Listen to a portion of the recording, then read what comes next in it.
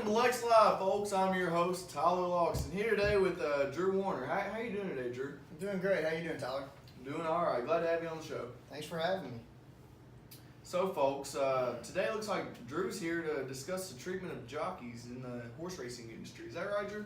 Yeah, that's right. I'm a representative from a group that pushes for higher paid jockeys within the industry.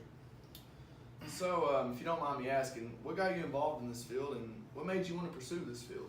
Well, ever since I was young, I've always loved horses and horse racing. And when I was little, my mom would take me to the track many times throughout the year to watch the races. But as I grew and expanded my knowledge, I began to wonder and question and think, what are these jockeys getting paid?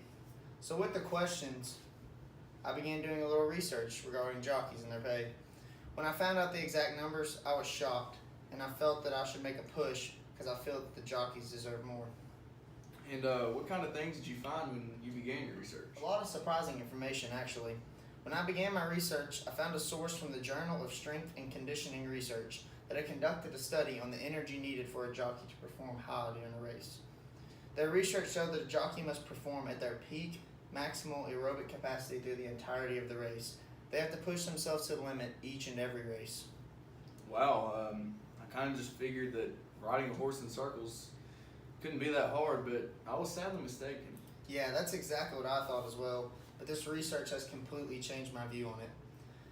In addition, I looked at the injury risk of being a jockey, and these statistics really blew me away. There's an outrageous amount of jockey injuries due to many different situations or factors. Did you know that the most common place for injury is the starting gate? Really? Right there at the start. I never would have guessed so many injuries would occur in such a seemingly calm area of the track. Exactly. But according to the Journal of the American Medical Association study on jockey injuries in the United States, 35% of all horse racing injuries occur between the time the jockey and horse enter the gate to the time that they leave it. Thinking about it, actually, Robbie Alvarado, a jockey that's been riding for a pretty good while now, was injured just last year at Keeneland when his horse stumbled out of the gate. I didn't even hear about that, man. That's actually pretty crazy. And that happened right here in Lexington? Yeah, it really is.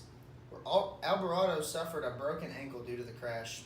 But since the injury, Keeneland has made progressive safety efforts in order to ensure the safety of jockeys, which is very promising for the industry.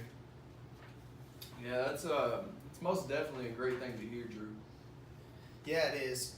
But the bigger issue, and the main reason I'm here today, is to talk about the pay of jockeys.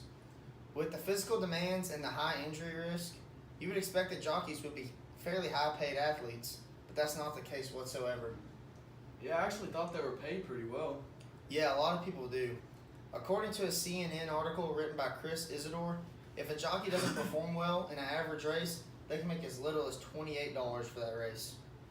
Even in the big-time races like the Kentucky Derby, if a jockey doesn't finish in the top 5, they can make under $500, which is kind of outrageous.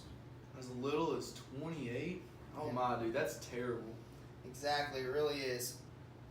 So I'm here to raise awareness for these jockeys and advocate for their higher pay.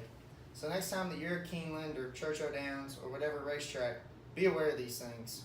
Not many people know the demands and risk of being a jockey, so they see no need to change the pay of jockeys. But now that we all know that, we all need to do our part in getting them their fair treatment. I agree. Well, Drew, that looks like all the time we have today. We really appreciate you being here and talking to us. Appreciate you having me, Tyler. Enjoyed it a lot.